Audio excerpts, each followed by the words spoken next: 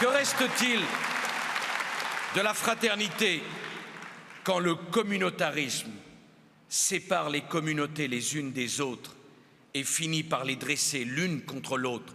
Nous ne voulons pas des tribus, du communautarisme et du vote des immigrés en France. C'est toujours pareil avec les socialistes, ils font des promesses à tout le monde.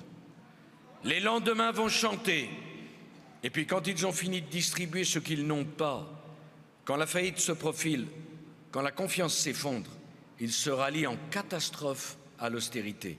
Dans les années 80, il a fallu 2 ans pour que la situation devienne intenable. Aujourd'hui, il faudrait 2 jours. 2 jours d'illusion pour des années de souffrance. 2 jours qui chantent pour des années de sacrifice.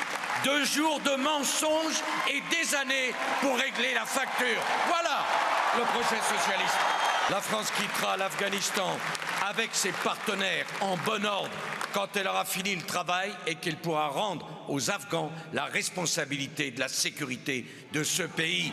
Partir avant, c'est un renoncement, c'est une lâcheté, c'est un manquement à la parole de la France et donc à l'honneur de la France. Je pense que ça va être très serré, mais je suis confiante. De toute façon, ça ne peut pas être autrement. Je veux dire, je ne vois pas la France avec Hollande comme président, c'est pas possible. Donc oui, je suis confiante. Je suis confiante. Il a la rage, il a ça dans le sang, il y arrivera. On y arrivera. On va sortir de la crise et il va nous sortir de là. On va retrouver quelqu'un de bien, un grand pays.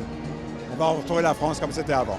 Je veux dire, on est endetté, on ne peut plus recevoir toute la misère de la terre, on n'a plus de logement, on n'a plus de travail, donc à un moment, il faut arrêter d'ouvrir les frontières et il a raison.